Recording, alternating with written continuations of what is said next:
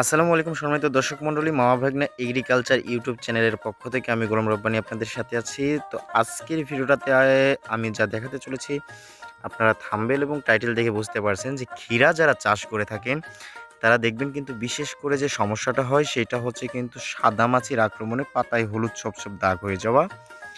তো অলরেডি আমার ক্ষীরা ক্ষেতে কিন্তু সাদামাছির আক্রমণ করে দিয়েছে। স্ক্রিনের উপর আপনারা দেখতে পাচ্ছেন যে ক্ষীরার গাছের পাতাটা যখন উল্টায় দেখা হয়, তো তখন এই যে ছোট ছোট যে পোকাটা দেখা যাচ্ছে এটাই হচ্ছে কিন্তু হোয়াইট ফ্লাই বা সাদামাছি। তো এই সাদামাছি কিন্তু মূলত আসলে ক্ষীরা গাছের আর কি ভাইরাস জনিত সমস্যাটা সৃষ্টি করে। আমার কিছু গাছে আক্রান্ত হয়েই গেছে, স্প্রে করতে করতেও কিন্তু আমি বুঝতে পারি নাই যে হঠাৎ করে এইভাবে আক্রমণ দিবে।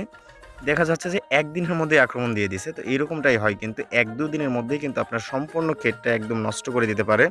এটা কারেন্ট পোকার মতোই ধরতে গেলে, কারেন্ট পোকার বিষটা দিলেই কিন্তু এটা যায়। তো মূলত এটার আসলে কি গ্রুপটা ব্যবহার করতে হবে এবং কোন জাতীয় কারেন্ট পোকার বিষটা ব্যবহার করতে হবে সকল কিছু আজকের ভিডিওটাতে থাকতেছে। সম্পূর্ণ ভিডিওটা দেখতে থাকেন। তো আজকে কিন্তু দেখতে পাচ্ছেন আমি কীটনাশক দেওয়ার জন্য এখানে আসি এবং আজকে আমি কী কীটনাশক দিচ্ছি সেগুলো আপনাদের দেখাবো। তো দেখেন মূলত এখানে এই যে এই গাছটাতে কিন্তু আমার আক্রমণ দিয়ে দিছে। গাছের সাইজটা কীরকম হয়ে গেছে দেখতে পাচ্ছেন। গাছের সাইজটা শেপটা কিন্তু নষ্ট হয়ে গেছে। গাছের পাতা ওখানেই আটকে গেছে দেখেন। গাছের পাতা কিন্তু মেলতেছে না। তো মূলত এইটা হচ্ছে যে সাদামাছির আক্রমণেই, এবং আরও মাকড় থিপস এগুলার আছে, সেগুলোর জন্য আমি কী ব্যবহার করতেছি সম্পূর্ণ ভিডিওটা দেখতে থাকেন। সম্পূর্ণ ভিডিওতে আলাপ আলোচনা করব।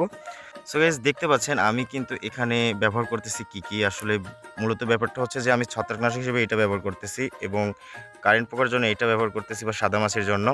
আর এইটা হচ্ছে যে মাকড়ের জন্য প্লাস সাদামাছি এবং সকল কিছুর ওইটা কাজ করে থাকে। তো আপনাদেরকে দেখাই গ্রুপটা কি। আপনারা হয়তো এই কীটনাশকগুলো আপনার বাজারে পাবেন না, তবে মূলত বিষয়টা হচ্ছে যে এই গ্রুপের কিন্তু যে কোনো কীটনাশক আপনারা পেয়ে যাবেন। এখানে দেখতে পাচ্ছেন প্রপিনেপ 70%, ডাইমেথম 10%, 80 ডব্লিউপি। এই যে কোনো গ্রুপের ছত্রাকনাশক একটা ব্যবহার করবেন, এটা খুবই ভালো কাজ করে। প্রপিনিক গ্রুপটা হচ্ছে যে অ্যান্টাকলের গ্রুপ আর কি, অ্যান্টাকল অনেকে ভালোভাবে চেনেন, তো ওই গ্রুপটাই হচ্ছে।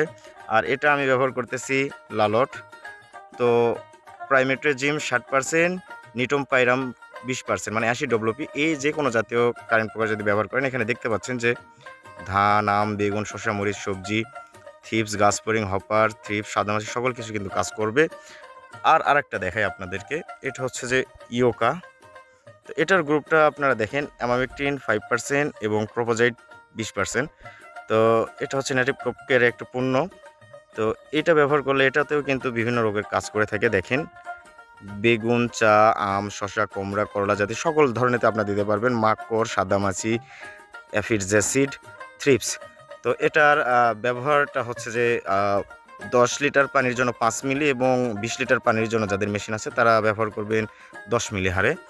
আর এইটার ব্যবহার করবেন আপনারা 20 লিটার পানির জন্য 12 গ্রাম এবং 10 লিটার পানির জন্য 6 গ্রাম। আর ছত্রাকনাশক তো প্রতি লিটারে 2 গ্রাম হারে ব্যবহার করা হয়, এটা আপনারা জানেন। তো ছত্রাকনাশকটা 2 গ্রাম হারে ব্যবহার করবেন। এইগুলো যদি ব্যবহার করেন, মূলত ক্ষীরাতে যে সাদামাছি এবং মাকড়, থিপস যাই লাগুক এগুলো কিচ্ছু থাকবে না, একদম ঠিক হয়ে যাবে। আর এগুলো ব্যবহার করলে কিন্তু গাছ সবসময় সুস্থ থাকবে এবং ভালো থাকবে। তো সবাই ভালো থাকবেন, সুস্থ থাকবেন। আর চ্যানেল নতুন হয়ে থাকলে চ্যানেলটাকে সাবস্ক্রাইব করবেন। আল্লাহ হাফিজ।